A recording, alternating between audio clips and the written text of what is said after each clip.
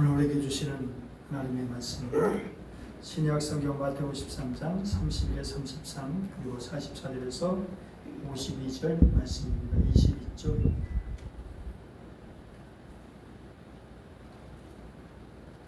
또 비유를 들어 이르시되 천국은 마치 사람이 자기 밭에 갖다 심은 겨자씨 하나를 같으니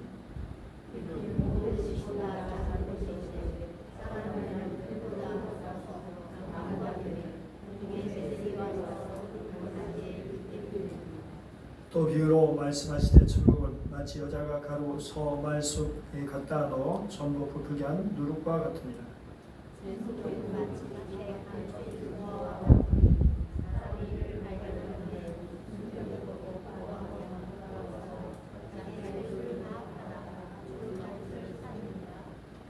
또 천국은 마치 좋은 진주를 구하는 장사와 같으니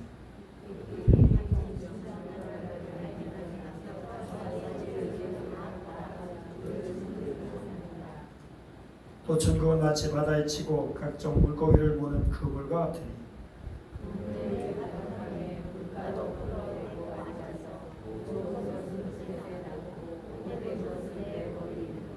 세상 끝에도 이러하리라. 천사들이 와서 의인 중에서 악인을 갈라내어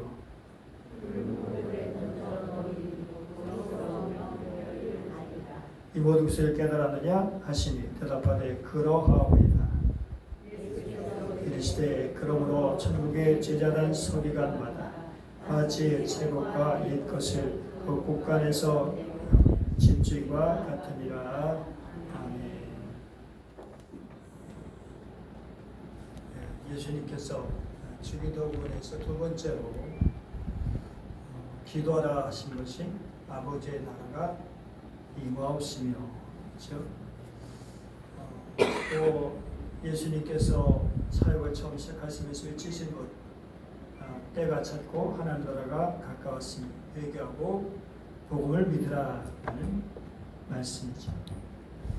그리고 우리가 먼저 구할 것은 하나님의 나라와 하나님의 의라고 하셨습니다. 하나님의 나라는 1차적으로 하나님의 통치를 의미하죠. 또 2차적으로는 하나님께서 다스리시는 영역을 의미하죠.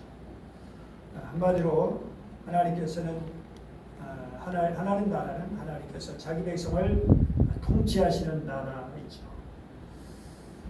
하나님께서는 창조주로서 우주를 창조하시고 역사를 다스리시죠. 주관하시죠. 열방이 묻은 나라를 다스리십니다. 그리고 열방 묻은 나라 가운데서 특별히 한 백성을 택해서 하나님의 나라 백성으로 삼으셨죠. 이스라엘 이집트에서 구원해내시고 하나님의 백성으로 만드시고 이런 말씀을 해주시죠. 출애굽기 15장 5절 6절 말씀 읽어볼까요?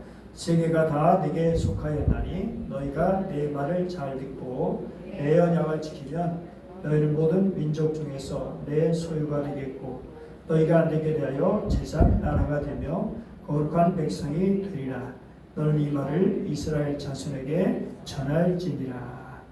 제사장 나라야말로 하나님을 섬기는 나라, 하나님을 섬기는 본을 보이는 그런 사람들의 나라. 그리고 다른 사람들에게 하나님을 섬길 수 있도록 하나님의 다스림을 받으며 살아갈 수 있도록, 그래서 하나님께서 원하시는 나라를 이루어갈 수 있도록 하시는 그런 뜻이 들어있죠.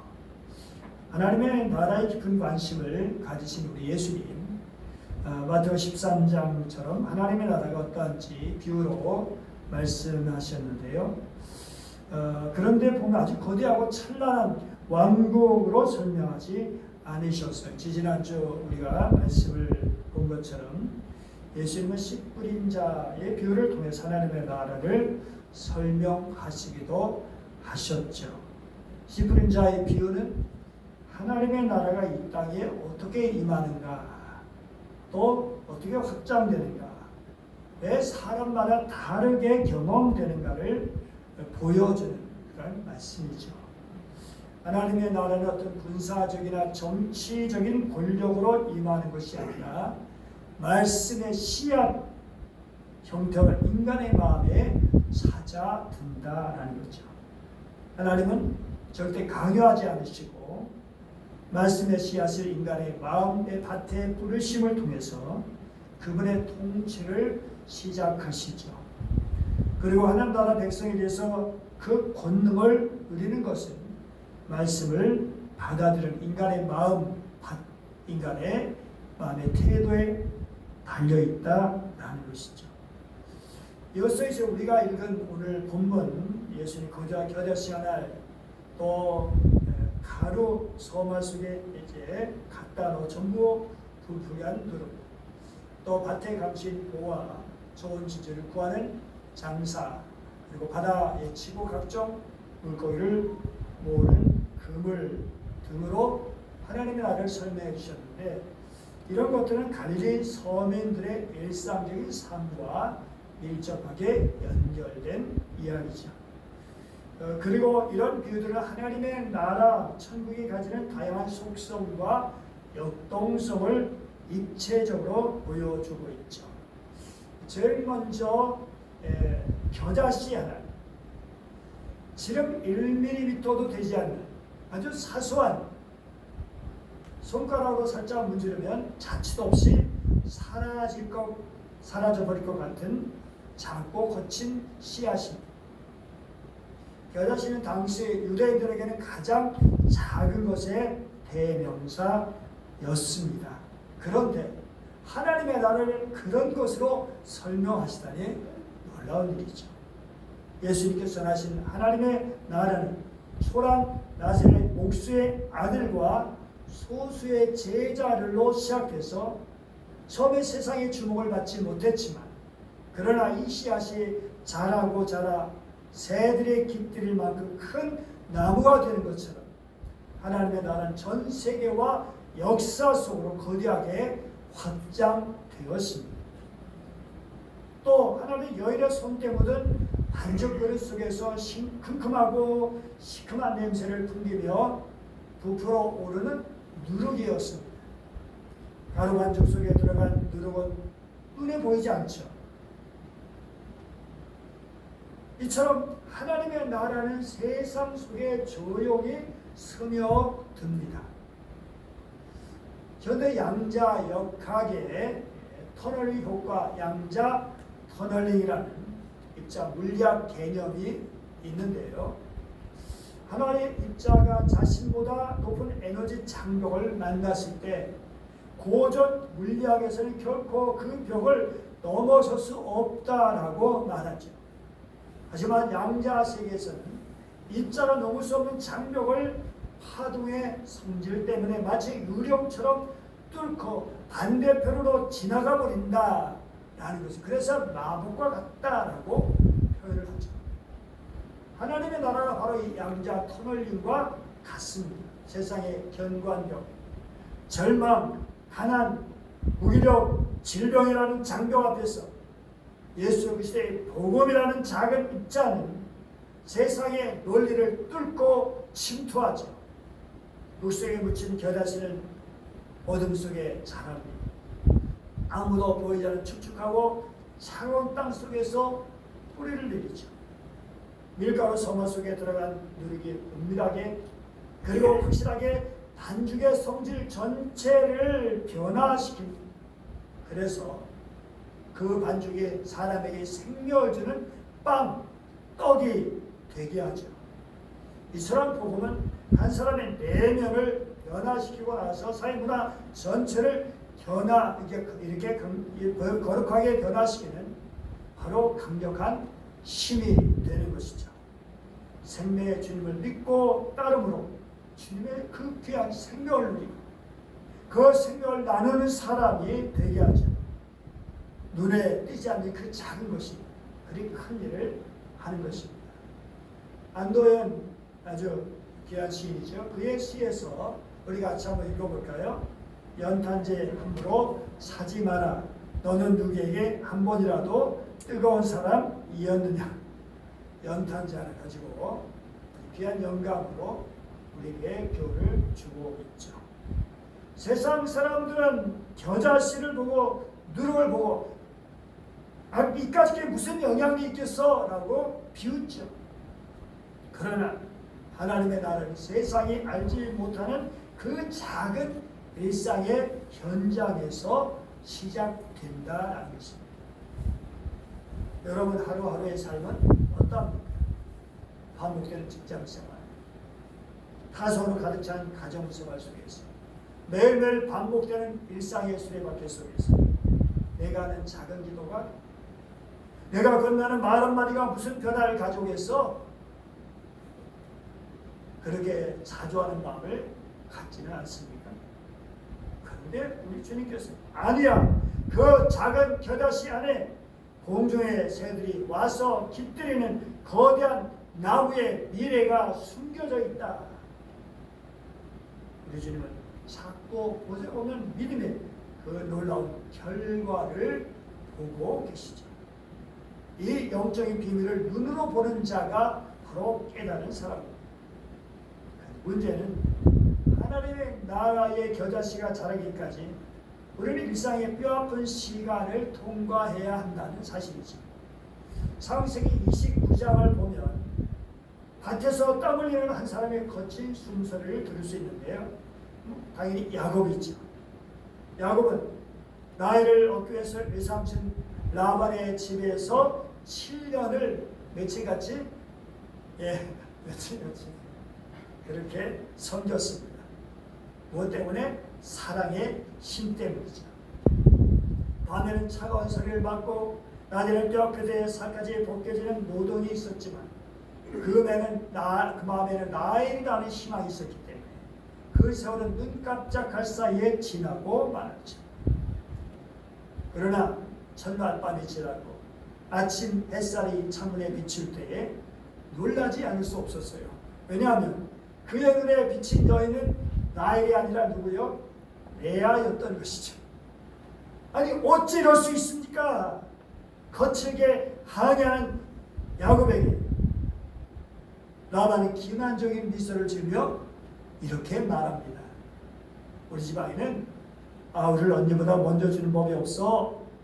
그러니 나이를 위해서 7년을 더 일해라. 그 순간 야곱의 가슴을 짓눌렀을 그 중압감, 지독한 배신감이 있었을 겁니다. 어쩔 수 없이 또다시 7년, 그래서 도합 14년이라는 시간을 타양살이의 고된 노동으로 바쳐야 했던 야곱입니다. 소설가 도스토옙스키, 카라마조 국가의 형제들이라는 그런 책에서 인간이 겪는 지독한 고통은 뭐냐? 의미를 찾을 수 없는 고통이다라고 말했습니다. 내가 열심히 땀 흘렸는데 다른 사람의 기만에 의해서 그 모든 땀을 위해 숲으로 돌아가는 것입니다. 인간의 깊은 환멸에 빠져. 내가 도대체 무엇 때문에 이렇게 했지? 내가 왜 이렇게 헛속을 했지? 여러분, 그런데 야곱이 14년이라는 그런 억울하고 지루하고 답답했을 그러한 시간을 보냈을 때 내가 하는 수고가 남의 배를 채우는 것 같고 내 삶이 기만당하는 것 같고 그럴 때 그를 물었을 겁니다. 하나님 도대체 어디 계십니까? 어디 계십니까? 내가 왜 이렇게 험한 시간을 보내야 합니까? 시편 105편 8절 같이 읽어볼까요? 시작. 그는 그의 언약 곧 천대에 걸쳐 명령하신 말씀을 영원히 기억하셨으니. 자, 밑에 세 번이요. 시작. 그는 맺으신 언약을 영원히 기억하신다. 그가 허락하신 약속이 자손 수천대 이루어지도록 기억하신다. 우리가 땀 흘리는 그 피곤한 일상의 현장, 버려진 시간도 아니고 버려진 땅이 아닙니다. 자신의 언약을 영원히 기억하시는 하나님의 그 약속, 하나님께서 그 약속을 성취해 가시는 거룩한 시간이고 거룩한 도가니입니다. 야곱 마침내 그 하나님의 손길을 깨달았을 때 그의 야망은 거룩한 소명으로 변화되었습니다. 어떻게 해요? 여러분 14년의 시간 동안 무슨 일이 있었죠? 바로 12아들이 아직 베냐민 태어나지 않았으니까 11아들이 태어납니다. 그리고 그 11아들 그리고 뒤에 베냐민까지 합해서 뭐가 되죠? 바로 이스라엘 12지파라는 거룩한 줄기가 만들어진 것입니다. 그리고 후에 예수 그리스도께서 이 땅에 오신 혈통은 라헬의 자손이 아니라 버림받은 것 같았던 레아의 아들 유다의 후손이었습니다. 그래서 야곱의 그 시간들은 물면 시간이 아니라 하나님의 계획 속 역사 속에 그 귀한 자손들이 그래서 이스라엘이라는 깃틀에 세워지는 그러한 시간들이었다라고 하는 것입니다. 그러나 때로는 삶의 무게가 너무나 무거워져 우리 기도할 한 하나의 단어조차 떠올리지 못할 때가 있습니다. 가슴이 막히고 목숨에서 쓴맛이 나고 눈물조차 말라버린 영혼의 밤을 지나갈 때도 있습니다. 그런데 이럴 때 우리에게 주시는 귀한 말씀이 있습니다. 로마서 8장 26절입니다. 같이 읽어볼까요? 이와 같이 성령도 우리의 약함을 도우시나니 우리는 마땅히 기도할 바를 알지 못하나 오직 성령이 말할 수 없는 탄식으로 우리를 위하여 친히 간구하시느니라. 고난 너무 깊으면 감정이 매거나 마음이 되거나 영적 혼란에 빠져가지고 하나님 도대체 뭘 기도해야 됩니까? 라고 하면 한마디 기도를 내뱉지 못하고 있습니다. 내 고통의 이유도 모르고 어떤 해결책의 처세인지 모르는 인간의 한계 때문이지. 그런데 성령이 말할 수 없는 탄식으로 우리를 하여 친히 간구하신다고 말씀하죠. 말할 수 없는 탄식. 인간의 말로 표현할 수 없는 너무나 깊고 간절한 마음에서 나오는 탄식. 아이를 낳는 어머니의 숨가쁜 신음이자 찢어진 폐부 깊은 곳에서 흘러나오는 가슴 저린 함성입니다. 우리 너무 아파서 주님이란 말조차 뱉지 못하고 그저 가슴을 끼어들을 때 성령 하나님께서 우리 안에 거하시면서 대신 울어주신다, 탄식하신다. 성령님은 우리의 고통을 제3자처럼 방관하며 보시는 분이 아닙니다. 내가 기도를 멈춘 그 순간에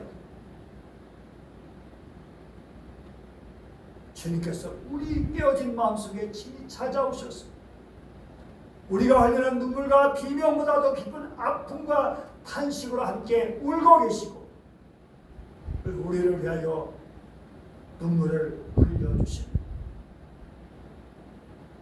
나를 위한 기도를 멈추지 않으시는 그 탄식의 기도를 결국 하나님 뜻에 완벽하게 일치하는 기도, 그래서 하늘 보좌에 상달되는 것이죠. 여러분의 영혼 가장 깊은 어두운 밤에 나보다 더 깊이 탄식하시는 성령의 울음소리를, 그 소리를 들어보셨습니까? 그 소리가 들리지 않습니다. 성경 말씀이 분명히라면 우리 안에 계신 성령은 그렇게 우리를 사랑하십니다. 그리고 어느 순간 그 성령의 역사를 깨닫게 될 때 우리 속에 있는 모든 고통과 우리 속에 있는 모든 절망과 슬픔과 아픔들이 사라지고 눈녹이 녹아지게 되고 뜨거운 눈물이 흘리게 되기도 하십니다. 이런 성령의 탄식은 곧 확신으로 승화되죠. 로마서 8장 후반부에 마치 우주 법정에서는 변호사처럼 사도 바울이 담대하게 외치고 있어요. 같이 읽어볼까요? 누가 우리를 그리스도의 사랑에서 끊으리요? 환난이나 곤고나 박해나 기근이나 적신이나 위험이나 칼이랴.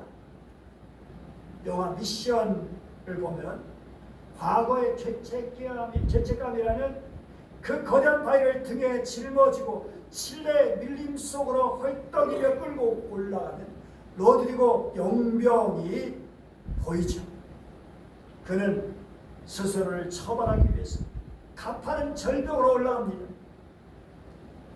마침내 정상에 올랐을 때 그를 가만히 바라보던 바라니족 부정민이 칼을 들어서 그의 등에 묶인 거대한 바위덩어리의 줄을 툭 잘라버립니다. 바위는 벼랑 아래로 떨어지고 로드리고는 흙바닥에 엎드려 오열합니다. 바로 이것이 은혜입니다. 세상 환난과 공고 그리고 우리의 죄책감이라는 바위덩어리가 우리를 눌러 부수려 할 때 주님의 십자가 사랑 그 모든 사슬을 잘라버립니다. 그래서 우리는 찬송하죠. 그것은 하나님의 사랑 말로 다 형용 못하네. 저 높고 높은 별을 넘어 이 낮고 낮은 땅 위에 하늘을 두루마리 삼고 바다를 몸을 삼아도 한없는 하나님의 사랑 다 기록할 수 없겠네. 그 무엇도 죽음도 삶도 천사들도 권세자들도 현재일도 장래일도 우리를 우리 주 그리스도 예수 안에 있는 하나님의 사랑에서 끊을 수 없습니다. 이것을 깨닫는 순간 성도는 세상의 모든 고난을 능히 이기는 승리자가 마침내 되는 것입니다. 그런데 이 사랑과 안식을 경험한 사람에게 일어난 사건이 있는데요. 그것이 바로 오늘 복음서의 핵심 비유인 밭에 감추인 보화와 흙에 갇힌 진주의 비유입니다. 어느 날 남의 밭을 갔던 한 가난한 소장농의 생긴 날에 쨍 하는 쇳소리가 들리죠. 이에 소장농은 일서를 멈췄습니다. 주위를 슬쩍 살핀 뒤에 허리를 숙여 흙을 파헤치기 시작하죠. 얼마 지나지 않아 흙먼지 속에서 낡은 항아리 하나가 모습을 드러냈습니다. 뚜껑을 열자 그 안에는 평생 구경도 못해본 금은 보화가 가득 들어있었습니다. 고대 이스라엘에서는 전쟁에 가면 재산을 땅에 묻어두곤 했었는데 주인의 영영 돌아오지 못해서 묻혀있던 감추인 보화 그걸 발견한 거예요. 소장농의 심장은 터질 듯이 뛰었습니다. 하지만 그냥 가져갈 수가 없어. 왜? 당시 법에 의하면 그 땅에서 나온 보물은 땅 주인의 소유가 되는 것이기 때문에 그렇죠. 자, 그렇다면 어떻게 되는가? 소문을 몰아시며 보화를 다시 흙을 조심스럽게 덮고 아무 일 없었던 것처럼 밭을 평범하게 구름이 집으로 달려가죠. 그리고 머릿속에는 오직 한 가지 생각뿐이었습니다. 무슨 일이 있어도 저 밭을 사야 한다. 또 한 상인은 평생 바쳐 가장 완벽한 진주 하나를 찾아 헤매다가 마침내 숨이 막힐 정도로 아름다운 단 하나의 진주를 발견합니다. 그런데 이 농부와 그리고 이 상인의 행동이 똑같습니다. 뭐라고 하죠? 자기 소유를 다 팔아 그 밭을 사느니라. 자기 소유를 다 팔아 그 진주를 사느니라. 집에 도착한 그는 전 재산을 계산하기 시작하죠. 낡은 가구, 기르던 가축, 살고 있던 작은 이까지 몽땅 내놓습니다. 주변 사람들은 저 가난한 소장농이 미쳤나 보다. 쓸모없는 거친 밭을 사려고 살던 집까지 팔다니. 손가락했을지도 모릅니다. 하지만 소장농 사람들의 비웃음에다 전혀 기가 죽지 않았습니다. 오히려 얼굴에는 싱글벙글 웃음이 가득했죠. 전 재산을 처분한 돈을 들고 땅 주인에게 가서 그 밭을 사서 마침내 그 밭을 자기 명의로 그렇게 해놓았습니다. 합법적으로 그 밭과 그 속에 묻힌 보화가 온전히 그의 것이 되고 만들었습니다. 값진 진주를 잘 헤매던 상인도 마찬가지였습니다. 디트리 본 헤퍼 목사님, 저렴한 은혜는 교회의 숙적이다. 저렴한 은혜는 회개 없는 용서, 고백 없는 성찬이다. 그러나 귀한 은혜는 밭에 감추인 보화다. 이르되 인간이 기꺼이 가서 자신의 가진 모든 것을 매각한다. 그렇습니다. 우리가 복음이라는 보화를 정말 발견하면 세상의 자랑이나 집착을 내려놓는 일이 아깝지가 않습니다. 손에 보는 것 같을지라도 비교할 수 없는 하나님의 나라의 기쁨과 평안을 얻었기 때문입니다. 그렇다면 문제는 여러분에게 복음은 어떤 것이냐라고 하는 것입니다. 저렴한 은혜입니까? 아니면 내 인생 전체를 걸어도 아깝지 않은 보화나 극히 값진 진주입니까? 우리 찬송으로 고백하잖아요. 주 예수보다도 귀한 것은 없네. 이 세상 부귀와 바꿀 수 없네. 그 다음에 이 세상 명예와 바꿀 수 없네. 그리고 이 세상 행복과 바꿀 수 없네. 기독교 신앙이란 무엇이냐? 그냥 내 삶의 교양이나 도덕이라는 예쁜 옷 하나 더 입는 정도가 아니다라는 것입니다. 더 뛰어난 가치를 발견하기 때문에 이전까지 내 삶을 지배했던 가짜 보석들을 미련 없이 던져버리는 가치의 대전환입니다. 저도 조그마지만 은행이란 직장을 버렸습니다. 아마 지금 계속 있었다면 뭐 집 좋은 집에다가 나름대로 제대로 살고 있을지 모르겠죠. 그런 것들이 중요한 것은 아니죠. 물론 지금도 우리 주시는 애가 크지만 정말 주의 길을 간다는 것입니다. 복음이라는 것이 얼마나 귀한 것인지. 그런데 오늘 본문 마지막 비유는 서늘한 경고의 메시지를 담고 있습니다. 바로 바다에 치고 각종 물고기를 모으는 그물의 비유입니다. 어둠이 짙게 깔린 갈릴리 바다. 삐걱거리는 배에서 어부들이 묵직한 그물을 끌어올립니다. 그물 속에 온갖 물고기들이 펄떡펄떡 물고를 일으킵니다. 사방에서 비린내가 진동합니다. 물고기들의 진흙어비가 서로 부딪히는 소리가 들립니다. 바다에 있을 때 모든 물고기들이 자유롭게 헤엄쳤죠.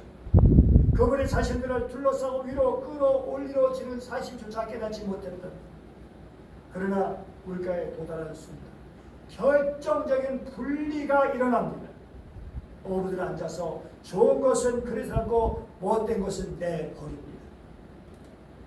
고전문학 단테의 신곡을 보면 인간이 이 땅에서 살아온 모든 언어와 행위가 마침내 영혼의 저울 위에서 달아지는 심판의 순간이 그려집니다. 내가 어떤 날 했던 것들, 내가 살아왔던 모든 삶의 것들이 달아집니다. 그리고 요한계시록 20장 12, 13절을 보니까 죽은 자들이 자기 행위를 따라 책들에 기록된 대로 심판을 받으니 바다가 그 가운데서 죽은 자들을 내주고 또 사망과 우도 그 가운데서 죽은 자들을 내주며 각 사람 자기 행위대로 심판을 받고 생명책과 또 다른 책이 있어. 그 행위가 기록된 책들이 있다고 성경은 우리에게 분명히 말씀하고 그 행위대로 심판을 받는다고 말씀합니다. 그것은 단순한 공포를 자극하기 위한 것이 아니지. 역사의 거룩한 마침표가 존재한다 라는 신앙의 경각심을 주는 것입니다. 우리가 사는 세상에 의인과 악인이 얽혀 있고 거짓 이 진실보다 승리하는 것처럼 보일 때도 많이 있습니다. 야곱이 라반에게 속았던 것처럼 라반은 묵묵했겠죠. 자기 대상이 더 많아지니까, 자기 수입이 많아질 테니까. 그러나 그것이 진정한 승리일까요? 영원한 바닷가에 그물이 올려지는 그날 하나님의 거룩한 선별 작업이 시작된다는 것입니다. 그날에 그리스도에 담기는 좋은 물고기는 누구일까요? 자신이 완벽하다고 자부했던 자기의 지혜가 잘났고 똑똑하고 잘났고 자기가 수단이 있고 세상적으로 돈 많이 벌었고 출세했던 어떤 그런 것들, 그런데 그런 사람들이 좋은 물고기가 아니라는 것입니다. 오직 십자가의 보혈 아래 몸을 내서 주님의 복음의 가치를 깨닫고 그 말씀에 자신의 삶을 꺾었던 겸손한 영혼들입니다. 오늘 이 비의 결론을 주님은 이렇게 물으십니다. 이 모든 것을 깨닫다는 그런 것은 여러 가지 사실이나 정보를 한 곳에 맞추다, 흩어진 것을 하나가 연결한다는 두 가지 단어가 이렇게 모아진 뜻입니다. 퍼즐의 조각을 맞춰 전체 그림을 이해하듯이 하나님의 말씀을 종합적으로 간파하는 상태를 말해주고 있습니다. 마음과 영으로 말씀을 받아들이고 동의하는 것이고 하나님 행하신 일의 의도와 목적을 인격적으로 신뢰하고 깨닫는 것이고 사람들 말씀을 들어도 깨닫지 못했습니다. 왜 그랬을까요? 오늘 이사야 선지자 말씀 통해 주시는 일러주신다. 특별히 15절 말씀 보니까 15절 같이 읽어볼까요? 이 백성들이 마음이 완악해져서 그 귀는 듣기에 둔하고 눈은 감았으니 마음이 완악해졌기 때문에 마음이 두꺼워졌다. 누가 감격이 되었다. 결국 옥토가 되지 못했기 때문이죠. 성령의 도우심을 받지 못했기 때문이죠. 그래서 가라 엎어지지 않고 회개하지 않고 그래서 귀가 둔해지고 눈이 가려지고 자기의 기준대로 살아가는 것이죠. 말씀의 씨앗을 아무리 뿌려도 그 심령에 들어갈 수 없고 열매가 맺힐 수 없고 그게 하나님의 나라가 그 심령으로 이루어질 수 없는. 그런데 제자들은 그러하여이다 깨달았다고 말합니다. 그들에게 주님이 놀라운 말씀하시는데요. 52절입니다. 시작. 예수께서 이르시되 그러므로 천국의 제자는 서기관마다 마치 새것과 옛 것을 그 곳간에서 내오는 집주인과 같으니라. 천국의 제자의 서기관 율법학자가 얼마나 대단한 존재입니까? 그 시대에. 그런데 그 배운 거 없는 그런 제자들에게 서기관이나 율법학자나 어디에? 천국에 제자된 서기관. 그들은 옛 것과 새 것을 꺼낸다. 창고에, 지식 창고에, 마음의 창고에서 구약을 꺼내고 신약을 꺼내고 구약을 통해서 주신 하나님의 말씀, 그 말씀 속에 담긴 정신, 그것을 꺼내서 세상에 들려주고 나타내고, 그리고 새 것 복음, 주님이 주신 그 귀한 은혜의 말씀, 성령이 우리를 위해서 얼마나 탄식하시는지, 한 나라가 얼마나 그 은혜가 큰지, 그러한 것들을 꺼내서 나눠주는 집주인처럼 그렇게 살아야 할 것을 말씀하고 있습니다. 사랑하는 오늘 주님 우리에게 말씀하십니다. 사랑하는 내 아들아, 사랑하는 내 딸아, 내가 이 사랑을, 내가 이 복음을, 내가 이 하나님 나라를 진정으로 깨달았느냐? 기도하겠습니다. 주님 감사합니다. 오늘 주신 말씀을 통해서 진정 우리는 하나님 나라의 가치, 그것을 바로 깨닫게 하시고, 그래서 하나님 나라의 백성으로, 세상 나라 백성으로 아름답게 살아갈 수 있게 하여 주옵소서.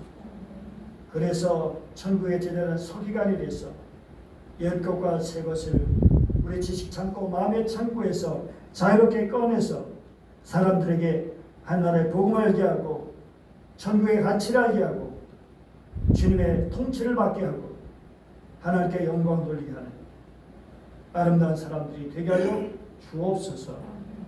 간절히 원하며 귀하신 주 예수님의 이름으로 기도드립니다.